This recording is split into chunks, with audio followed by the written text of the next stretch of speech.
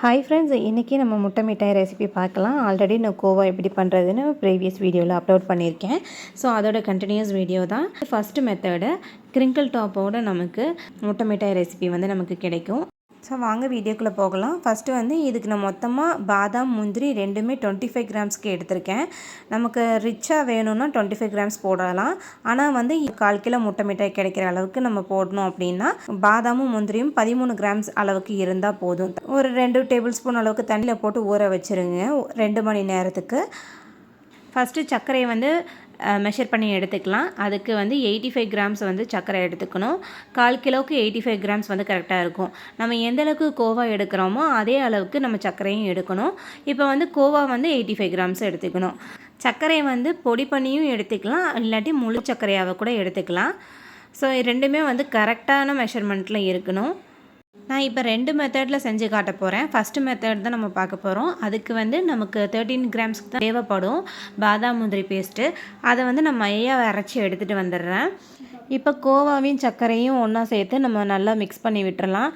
So stove on பண்ணிவிட்டு இந்த கோவாவும் சர்க்கரையும் நல்லா கரைஞ்சி ஒன்று சேர்கிற வரைக்கும் இது பண்ணிக்கோங்க. இந்த மாதிரி க்ரீமி கன்சிஸ்டன்சி வந்ததுக்கப்புறம் ஸ்டவ் ஆஃப் பண்ணிவிடுங்க.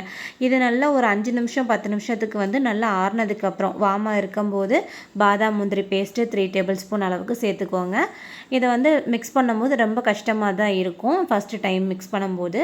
ஸோ 2 கரண்டி வச்சு நல்லா நீங்கள் நல்லா மிக்ஸ் பண்ண ஆரம்பிங்க. ஒரு பிஞ்சு சால்ட்டு, 1/4 டீஸ்பூன் ஏலக்காய் பொடி சேர்த்துக்கிறேன். 2 முட்டை இந்த ரெசிபிக்கு தேவைப்படும். ஒவ்வொரு முட்டையை உடைச்சி நம்ம சேர்த்துக்கலாம். ஒரு முட்டையை உடைச்சி நல்லா மிக்ஸ் பண்ணோன்னே நல்லா லூஸாக அந்த மாதிரி வரும். நெக்ஸ்ட்டு இன்னொரு முட்டையும் உடைச்சி நம்ம சேர்த்துட்டு நல்லா கட்டி இல்லாமல் மிக்ஸ் பண்ணி எடுத்துக்கலாம். ஸோ இது எல்லாமே நான் ஸ்டவ் ஆஃப் பண்ணிட்டு தான் நான் செஞ்சிட்ருக்கிறேன். நமக்கு திக்கன்ஸ் ஆகணும் அப்படிங்கிறது கிடையாது. போரிங் கன்சிஸ்டன்சியில், அதாவது இந்த மாதிரி பேட்டராக இருந்துச்சுனாலும் நமக்கு ஓகே தான். ஸோ இந்த அளவுக்கு நமக்கு வந்தோடனையும் நமக்கு 20 கிராம்ஸ் நெய் தேவைப்படும். 20 கிராம்ஸ்னால் 2 டேபிள் ஸ்பூன் அளவுக்கு நெய் தேவைப்படும். ஸோ அது 2 டேபிள் ஸ்பூனில் 1.5 டேபிள் ஸ்பூன் நெய் நம்ம யூஸ் பண்ணியிருக்கேன். இது மிச்சம் இருக்கிற நெய் டின்னுக்கு க்ரீஸ் பண்ணுறதுக்கும் மேலே டாப்பிங்ஸ் மாதிரி போடுறதுக்கும் சரியாக இருக்கும்.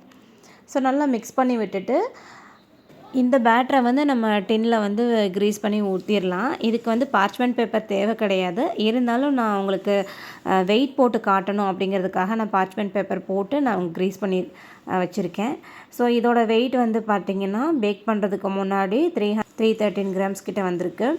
ஸோ இது கூடயே நம்ம ரோஸ் எசன்ஸும் தேவையான ஆட் பண்ணிக்கலாம். இல்லாட்டி சாஃப்ரான் தான் மெயினாக யூஸ் பண்ணுவாங்க. ஸோ சாஃப்ரான் தேவைப்பட்டுச்சுனாலும் நம்ம யூஸ் பண்ணிக்கலாம். ஒரு பிஞ்சு சாஃப்ரான் யூஸ் பண்ணிக்கலாம். ரோஸ் எசன்ஸும் 1 or 2 ட்ராப்ஸ் சேர்த்துக்கலாம். மிக்ஸ் பண்ணி பேட்டரோட மிக்ஸ்லேயே மிக்ஸ் பண்ணி விட்டுறணும். 180 டிகிரிக்கு ப்ரீ ஹீட் பண்ண ஓடிஜியை 30 மினிட்ஸ் பேக் பண்ணி எடுக்கணும். அப்போ தான் நமக்கு நல்ல கிரிங்கிள் டாப் ப்ரௌனி மாதிரி நமக்கு கிரிங்கிள் டாப் முட்டை மிட்டாய் நமக்கு கிடைக்கும். 30 மினிட்ஸுக்கு பேக் பண்ணி எடுக்கணும். நல்லா ஆறுனதுக்கப்புறம் தான் பீஸ் போடணும். இப்போ உங்களுக்கு வெயிட் போட்டு காட்டுறேன் பாருங்கள். நமக்கு பேக் ஆனதுக்கப்புறம் 280 கிராம்ஸ் நமக்கு கிடைக்கும். ஸோ இப்போ நான் பீஸ் போட்டு காட்டுறேன் பாருங்கள். குலோப் ஜாமுன் மாதிரி சாஃப்டாக, வெளியே நல்லா ஜூஸியாக இருக்கும். ஸோ ரொம்ப டேஸ்ட்டாக இருக்கும். ட்ரை பண்ணி பாருங்கள். இது உங்களுக்கு சேல்ஸுக்கான ரெசிபி தான் நான் சொல்லியிருக்கேன். இன்ஷால்லா நீங்களும் ட்ரை பண்ணி பார்த்துட்டு உங்களுடைய ரிசல்ட்டை ஷேர் பண்ணுங்கள். இந்த வீடியோ உங்களுக்கு யூஸ்ஃபுல்லாக இருந்துச்சுன்னா லைக் பண்ணுங்கள், சப்ஸ்கிரைப் பண்ணுங்கள். தேங்க்ஸ் ஃபார் வாட்சிங்.